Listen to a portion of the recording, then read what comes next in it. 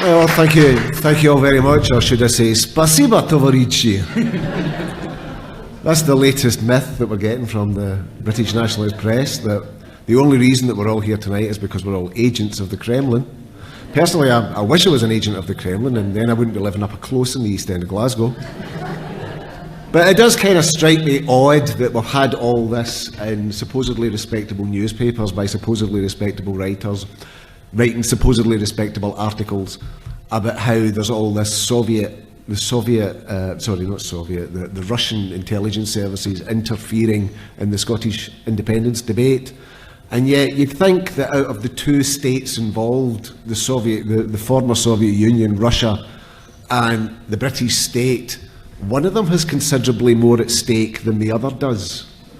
But when you start to talk about or wonder about, the influence of the British intelligence services in the Scottish independence debate, then all of a sudden you're a tinfoil hat conspiracy theorist. So it is kind of odd. But anyway, it's by the by. The other thing I don't understand about the whole Russian thing is that if what the British nationalists are always telling us, that that Scotland is an economic basket case which is only kept afloat by the injection of billions and billions of pounds from the Conservatives, from the Tory government, which makes, by the way, Scotland the only thing in the world that the Conservatives throw large amounts of money at out of sheer altruism and no other reason. You would think, though, that if that was true, then Scotland becoming independent would actually strengthen the rest of the United Kingdom, and therefore the Russians would be opposed to it. So I don't really quite get the logic, but never mind. But what I wanted really to talk about tonight was what other speakers have been talking about the media. I became involved in the Scottish independence debate way back in 2009, I think it was, when Newsnet was founded. And someone mentioned earlier about how you don't see, pro-independence people being interviewed on the television very often. I know certainly I won't be interviewed much on the BBC because I'm one of those people that former BBC Scotland director Ken McQuarrie referred to as those bastards from Newsnet, which is a badge I wear with pride, I have to be honest. But Newsnet was founded, the whole Scottish digital media revolution started because of dissatisfaction with the way that the mainstream media in Scotland, and the BBC in particular, was manipulating news and misleading us. And it began because of the Stephen Purcell affair. Now, to his credit, Stephen Purcell has since come out as a supporter of Scottish independence. But back in 2009 or thereabouts, Stephen Purcell was the leader of the Glasgow District Council, member of the Labour Party. He had a bright future ahead of him in the national politics of the Labour Party. That was what it was all being touted as. And then, of course, he resigned under all sorts of strange circumstances. There was he admitted to having a cane problem. There were all sorts of allegations flying about strange dealings going on in Glasgow Council, about allegations of bullying, about associations with some very dodgy characters. The whole thing stank to high heaven. And yet the line that the BBC was taking was, we were all being invited to sympathise with poor Stephen and his struggle with mental health problems. Now, myself and G.A. Ponsonby, who started Newsnet Scotland, we knew one another because we commented regularly on the Blether with Brian blog on BBC website. That was back when BBC Scotland actually allowed those of us who pay for it to voice an opinion on stories on the BBC website, something which they no longer permit, which is yet another example of BBC bias, if you ask me, because a lot of the people that were commenting were disagreeing with what the BBC was saying. But this story came out, and anybody who tried to raise any issues, to broaden the story out, to say to the BBC, look, you really need to talk about some of these things, some of these stories that are flying around about the whole Stephen Purcell affair. Now, Stephen Purcell's gay, I'm gay myself. The lesbian and gay community in Glasgow is quite small, very gossipy, and I was hearing some very lurid stories about what was going on with Stephen Purcell in Glasgow District Council, none of which I'm in any position to know the truth or otherwise about, because no one investigated them. And when people on the Blether with Brian blog tried to comment on some of these stories to say, wait a minute, BBC, you know, you really need to start broadening this out. This isn't a story about, you know, Stephen Purcell, poor Stephen, and his struggle with mental health issues. There's something else going on here. It was immediately censored from the BBC. The BBC was not going to let anybody talk about any of this. And we got so annoyed about it, G.A. Ponsonby got so annoyed about it that he decided that he was going to start Newsnet Scotland. And it started off as a simple emailing list. And I was one of the early contributors to it. And I would write, I was living in Spain at the time, and I follow what's going on in Spanish politics and Catalan politics very closely. I'm fluent in Spanish, I speak reasonably good Catalan. And I would write stories about, you know, what was going on in the Catalan debate at the time or whatever. And what I used to do when I was in Spain was editing an English language features magazine, which had closed down about a year before. And then I said to him one day, look, you know, you've got some really good stuff in this news sheet, but you've also got stuff that's just, the spelling and the punctuation is atrocious, you know, it's really bad. Now, you might think that the important thing is the content of the story. And that's true, but how you present it counts. If you've got bad spelling, if you've got bad punctuation, that's all that people see, and they say to themselves, you know, if you can't be asked to correct your spelling and your punctuation, can you be asked to check your facts? And it really does affect your credibility. So I says, you really need a good sub-editor. I says, I've been editing a magazine for years, I said, so, you know, I'll do it until you find someone else, famous last words. And that's how I got sucked into Newsnet Scotland. And when I do finally shuffle off this mortal coil myself, that's what I want put on my gravestone. I want I-corrected apostrophes for Scottish independence. Because some buggers got to do it. But at the time, we had no idea when we started Newsnet Scotland. A few months after that, we got a donation from a Scottish guy living in Australia, which allowed us to start a proper website for the paper, and it became a proper online digital newspaper for the first time. And we were totally unprepared for the response that it got.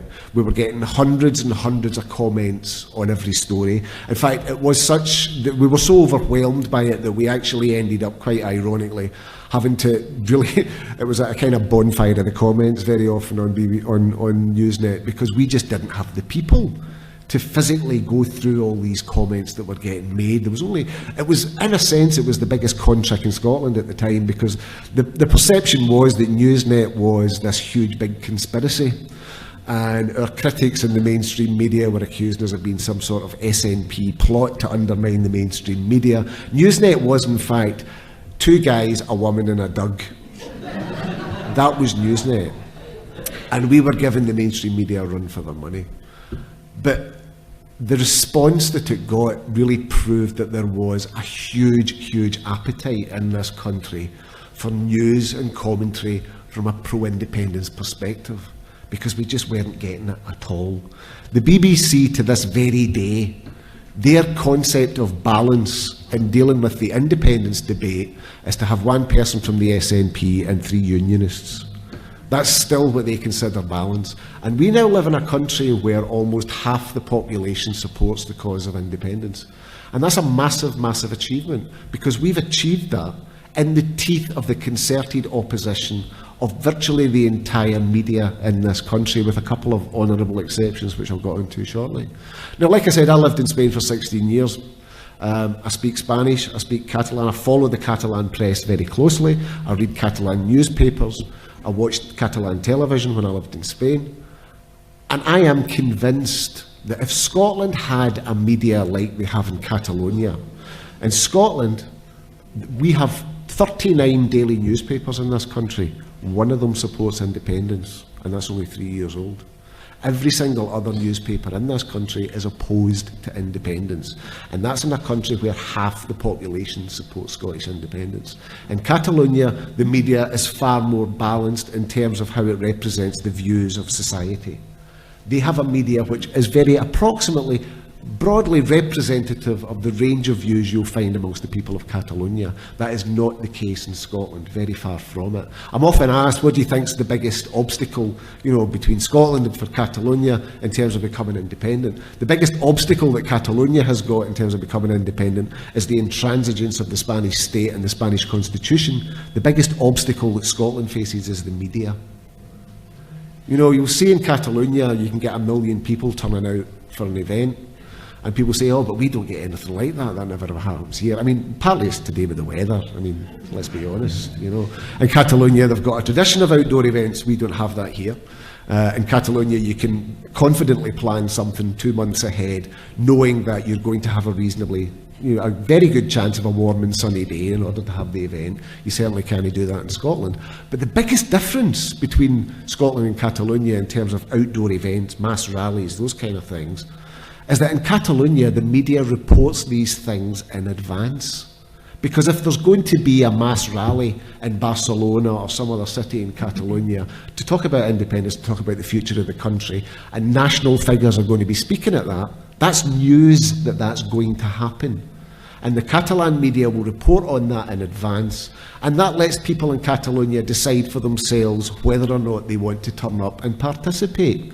In Scotland, we are entirely reliant on social media to advertise events like that. And then if they are broadcast on our mainstream media, on the news, it's a 10-second mention, if that, at the very best, after the event. We don't get any publicity beforehand. So the biggest task that's facing us as a movement, as we go into a second independence referendum campaign, is to become the media. Is to take the message of independence into every home, into every pub, into every workplace, into every street, into every community in this country. And we can do that because we've got the numbers. We are really a grassroots campaign. The Unionists aren't. The Unionists, it's an entirely top-down campaign. They can dominate the airwaves, but we dominate the ground. And that's what we can do to win Scottish independence. We've already done it, because we took the cause of Scottish independence. Back in 2012, it was 28-29% of the population wanted independence. And now it's almost half. And we did that in the concerted teeth of opposition from the entire British media and the entire British establishment. And we did it by word of mouth, and we did it with social media, and we did it by spreading the news ourselves, and we did it by becoming the news ourselves. It's now so easy to publish, it's now so easy to get an audience. That's how I did it, because I gave up on Newsnet because my partner at the time was diagnosed with a terminal illness. He had vascular dementia. I was a full-time carer for him when we came back to Scotland. And I was stuck at home as a full-time carer. I couldn't get out of the house, I couldn't do anything, I couldn't participate in the independence campaign that was taking place. And I decided to write the Wee Ginger Dug blog because it gave me an outlet, something that I could talk about other than the care issues that I was having to deal with on a daily basis. And I could get involved in the campaign while I could still look after my sick partner. And I would sit and type away on the laptop in the living room, and I would publish something and it would go out. And at the time I had no idea of what sort of effect it was having at all. It wasn't actually until several months later that I realised I'd been to visit my partner in the hospital. He was very ill at the time. And I came back home, and it wasn't a good day, I'll be honest. We discovered that he only had a few weeks left to live. And I didn't want to cook, so I decided I would take the dog and I would go to the chip shop. I was living in Ridley in the east end of Glasgow, and I went up to the chip shop in Cumbernauld Road. And it was just a few weeks before the referendum, and there's a group of people outside the chip shop. As it turned out, they were from Yes Proven, and they were giving out balloons to kids and passing out leaflets, and they were passing motors to, honk their horns in support. And I go up to the chip shop, and a guy came up to me and he tried to give me a leaflet, and I'm like, no thanks, I'm a banged on yes voter, me. You've got my vote, so give it to somebody that can make a difference with. And he's like, aye, right, no worries, big man. He says, here, that looks like the Wee Ginger Dug. And I went, oh, well, that is the Wee Ginger Dug. I'm Paul Kavanagh, right, the Wee Ginger Dug. Oh, here, he's an awful lot bigger than I thought he was going to be. And that was the very first time that I'd ever met real live human beings that were reading the blog that I didn't know. And that was a huge boost to me, and it really gave me a confidence to go ahead and keep on doing it, and well, the rest, as they say, is history. But we have to keep on spreading the message. We are far stronger than we used to be, and that's one of the reasons why the British nationalist parties, I'm trying to train myself away from saying unionist, and it's the habit of a lifetime. It's very difficult to break, because by talking about unionists and nationalists, we're kind of playing into the hands of the British establishment, because they want to frame this debate as a debate between nationalists and non-nationalists. I am sick, fed up of the number of people on social media with union bloody flags and their avatars telling me how much they hate nationalism. This isn't a debate between nationalists and non-nationalists. This is a debate between two different visions about what this country can be. There's only one non-nationalist option in this debate, and that's not to have an opinion on whether Scotland should be independent or not. That's the non-nationalist choice. Because if you support the British state, if you support Brexit, if you support Scotland being taken out of the European Union against its will, if you support Scotland having a government that's imposing austerity on it when that's not what we want, if you want to, those are all British nationalist projects, and you are a British nationalist whether you like it or not. Because most of us who want Scottish independence aren't particularly nationalist either. We don't want independence because we think that Scotland is such a fantastic and wonderful place. We want independence because there's so much that's wrong with this country and it needs to be fixed. And the only way that we're ever going to be able to fix it is if we take a leaf out of the advice, if we listen to the advice that generations of Scottish mothers and grandmothers have told us down the generations. If you want something done, date yourself. That's why I want Scottish independence, because I want to fix this country, because I want to do something about the injustice and the social inequality and the poverty that blights this country. I want independence because I want rid of the obscenity of nuclear weapons from the Clyde. I want independence.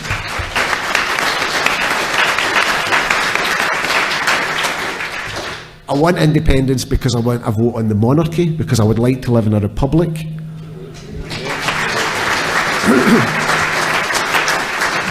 I want independence because I want something done about land ownership in this country. You know, we have Dan Snow, you know, Dan, the history man, who, you know, is very big with, very much involved with Scotland and Union, and who came up to Scotland during the independence referendum to tell us that he didn't want Scottish independence, because forgetting to mention that it might be related to the fact that his wife's family have got a Highland holiday property that's the size of West Lothian. I mean, there's others, of course, that have got their own reasons for wanting Scottish independence, you know, so-called celebrities like Neil Oliver. You know, he doesn't want independence because he hates nationalism. Except British nationalism, which doesn't count as nationalism because it's British and therefore it's better than anybody else's nationalism. And then there's Ben Fogel, who doesn't want independence because he thinks he's a mountain in Argyll. It's usually a slow burner, that joke. Anyway. But we can take the message of independence and animate it. That's what we have to do. We have to animate the cause of independence. Now, I firmly believe that independence is about one thing, and about one thing only, and it's about who gets to choose. It's not about the choices that we make, it's about who gets to make the choices. Is it a parliament in Westminster in which we are a permanent minority, our representatives are a permanent minority, or is it the people of Scotland? Who is the sovereign body in this land? That's the question that independence answers. Because as far as I'm concerned, the only sovereign body in Scotland should be everybody in this room, everybody in this town, and everybody in this country. We are the sovereign body of Scotland, not a parliament in Westminster. Independence isn't about the choices that we make. It's about who gets to make those choices. Now, having said that, we do need answers to some of the big questions. We need answers to things like the currency. We need answers to things like pensions. But we can animate the cause of independence with our own personal choices of what we want independence to be. Like some of the things I've just mentioned about Trident, about nuclear weapons and the like. There's certain people who are always going to be immune to the charms of independence. And we're wasting our time talking to those people. The key to effective campaigning is to concentrate on people whose minds can be changed. And that's most people in Scotland. Don't waste time with folk like my dad, who's 80, and who's never ever going to change. He voted no in the independence referendum. My dad is your archetypal West of Scotland Catholic voter. If you cut him down the middle, it says Labour all the way through him like a stalk of rock. And nothing you can say to him will make him change his mind about independence. He wants rid of Trident, he wants a republic, he wants something done about land ownership, and he voted no. And I asked, what did you vote no for? Because I don't want to be ruled by Presbyterians, he said. And I'm like, in the name of fuck.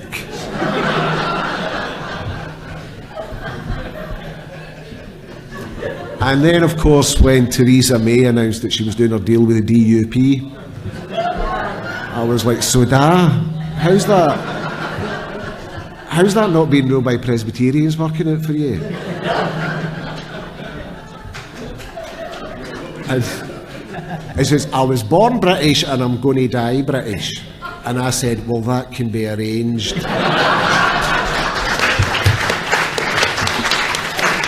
And that's precisely how not to get through to a no voter. So, but like I says, most people in this country are persuadable. And we now have the tools to persuade them because we have a vital and vibrant new media in this country that's getting stronger and stronger every day compared to where we were in 2011 when it became obvious that we were going to have an independence referendum. We're in a far, far stronger position, and that's why the British nationalists are so determined to avoid having an independence referendum in the first place, because they know they're going to lose it. I don't like talking about the second Scottish independence referendum. I prefer to talk about the last Scottish independence referendum, because we're going to win it and there won't be any need for another one.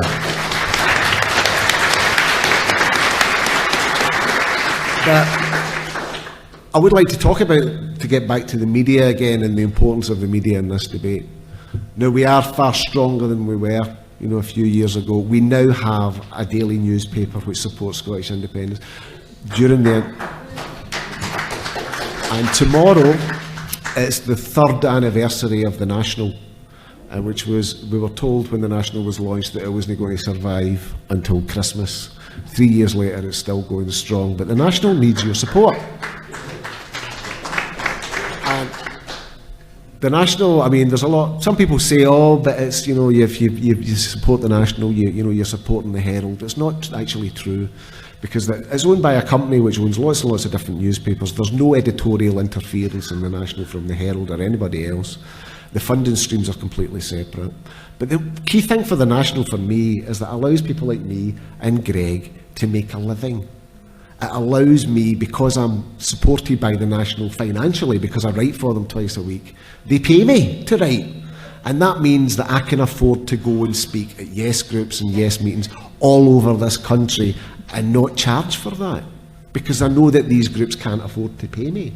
But it's important that people go and speak and that we start to create this sense of a cohesive and unified national movement. So I've been talking all over Scotland for the past 18 months.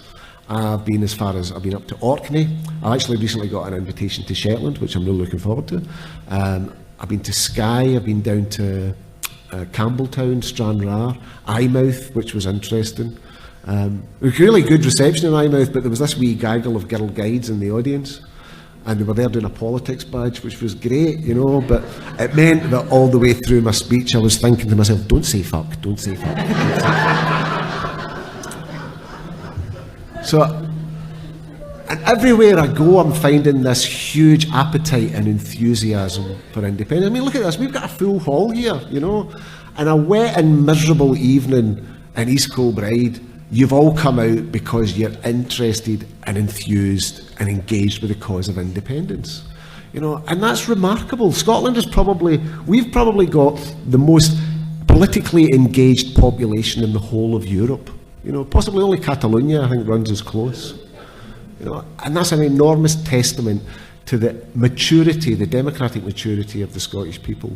And we can win a second Scottish independence referendum, and we will win a second Scottish independence referendum. The last Scottish independence referendum, we will win it. We will win it. Now, recently there's been a bit I don't like criticising the SNP. I don't like criticising other people in the independence movement. But there is something that I feel it's important to say. I've been talking to lots and lots of local groups over the past, I've literally the length and breadth of the country. Now, a while ago in the National, they published an article by a senior member of the SNP saying that they should wait until 2021 to renew their mandate for another independence referendum. I am viscerally opposed to that idea. And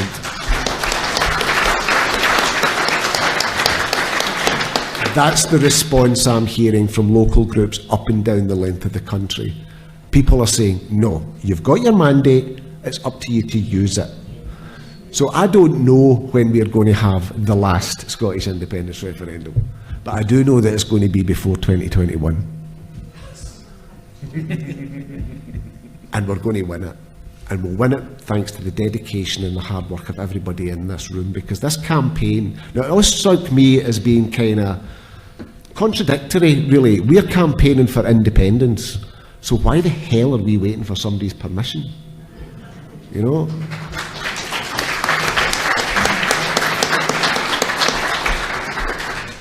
I don't need Nicola Sturgeon's permission to campaign for independence. I don't need Alex Salmond's permission. I don't need anybody's permission, because being independent means you think independently. And that's what we need to be doing as a movement, is to think and to act independently. Many years ago, I first got involved in politics, not through the Scottish campaign at all. I was living in London at the time, but through the campaign for lesbian and gay rights back in the 1980s and the early 90s, when the HIV and AIDS crisis was rampant. And I met this elderly man who'd been involved in the campaign for lesbian and gay equality since the 1950s in the Wolfenden Report, when it was still illegal to be openly gay. And he said to me something that I thought was really valuable. He said, this is a campaign for civil liberties and for equality. And if you believe that you're equal, if you believe you're the equal of anybody, then act as though you already are. And by acting as though you're equal, you become equal. And that is so true. Now, the way I think to transpose that into the Scottish independence movement is we want to be independent. Therefore, that means that we need to think and act independently. We shouldn't be waiting for permission from Nicola Sturgeon or the Scottish Government or anybody else to start campaigning for Scottish independence. We start now. We start at our time. We start doing our work by ourselves and organising ourselves into doing it. Next month, we're organising a conference in Dunblane. It's going to be the first of 3, and it's for local groups to get together so that we can discuss a common strategy and try and develop some sort of cohesiveness between local groups, because the local groups are the very backbone of this campaign, and we, collectively, local groups, own this campaign. This isn't Nicola Sturgeon's campaign, it's not the SNP's campaign. It's our campaign. One of the biggest weaknesses, I thought, during the first independence referendum was the fact that it was continually being portrayed in the media as the SNP, Alex Salmond's referendum. They never ever referred to it as being Alistair Darling's union. It was always personalised in the person of Alex Salmond. And that's why we need to have a broad, non-party and all-party campaign for independence, because and this is not intended as a criticism of the SNP, but we have to take the campaign from them, because we need to own it. And if this campaign, now I'm always touting her, I don't know how she feels about it, but personally I want the next person to lead the last Scottish independence referendum campaign. I want somebody like Leslie Riddoch to lead it, because she's a strong, articulate woman who's not an SNP figure. And we need somebody like that to lead the campaign, because then they can't personalise it as an SNP project. We need the SNP to win this campaign, but we also need the support of people who don't belong to the SNP, who don't belong to any party. But I am convinced, I am utterly convinced, all the way through the first independence referendum campaign, there was a wee voice in my head going, we can't do this, it's too big an ask, it's too big an ask. Even though I really, really wanted to believe we could do it, there was always those doubts, always those doubts that I never ever managed to get rid of. But now, what I'm convinced of is that we're no longer debating, the question before us is no longer, should Scotland become an independent country? The question facing us now is, when does Scotland become an independent country? And together, with the determination that we need for self-determination, we will all do it. And Scotland will be an independent country a damn sight sooner than Ruth Davidson's going to like. So thank you. Thank you all for listening.